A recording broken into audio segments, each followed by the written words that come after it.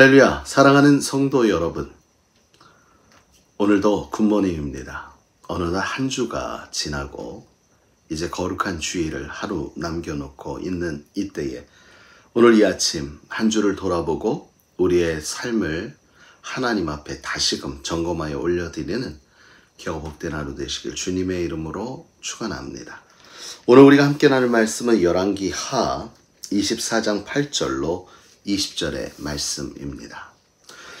우리는 지난 한 주 동안 남유다의 멸망에 대한 모습들을 지켜보았습니다.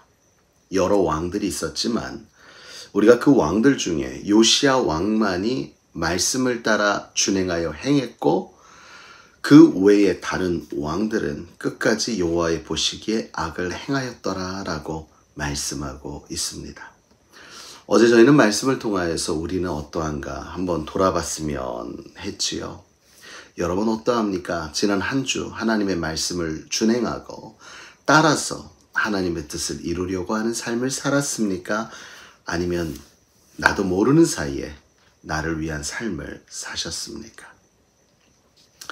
하나님의 복의 기준은 아주 간단했습니다. 하나님께서 이스라엘 백성들에게 가나안을 허락하시면서 하신 말씀이 있죠. 너희가 이 율법을 잘 지키면 나는 너희의 하나님이 되고 너희는 나의 백성이 될 것이다 라고 약속해 주셨던 말씀을 우리는 기억합니다.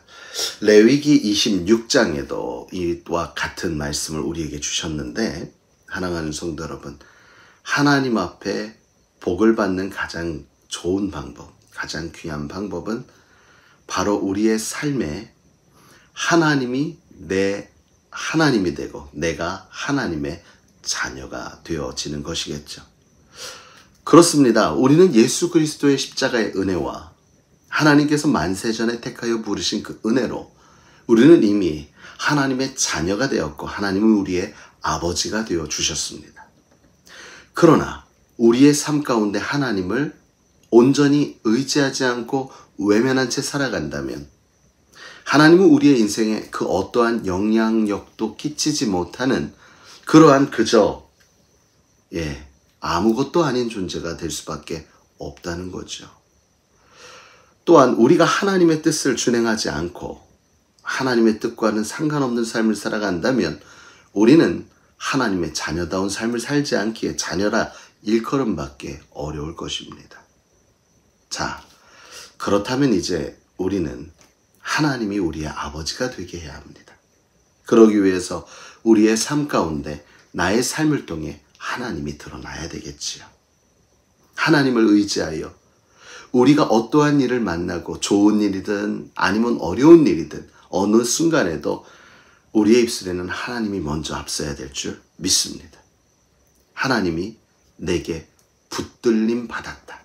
이게 더 정확한 표현 같지요?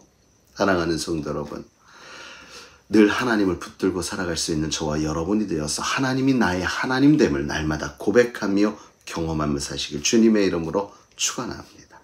또한 하나님의 자녀다운 삶을 살아가는 겁니다. 하나님의 자녀다운 삶을 살아갈 때 우리는 진정 하나님의 자녀다움을 나타내며 자녀로서의 권세와 능력을 행하며 살아갈 수 있는 것입니다. 사랑하는 성도 여러분, 오늘 본문의 말씀에 요아긴이 왕이 되었습니다. 나이가 18살입니다. 근데 그도 석 달밖에 다스리지 못하지요. 바벨론의 왕의 신복들이 다가와서 싸우는 느부갓네살 왕이 온 것도 아닙니다.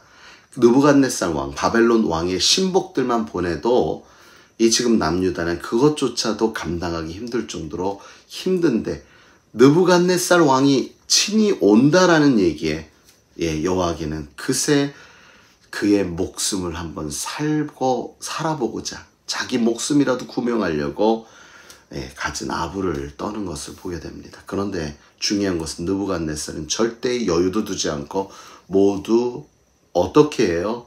귀족이나 지도층들을 모두 노예를 삼아 끌고 갑니다. 그리고 그 나라에는 정말 힘없고 연약한 자들만 남겨두게 되죠.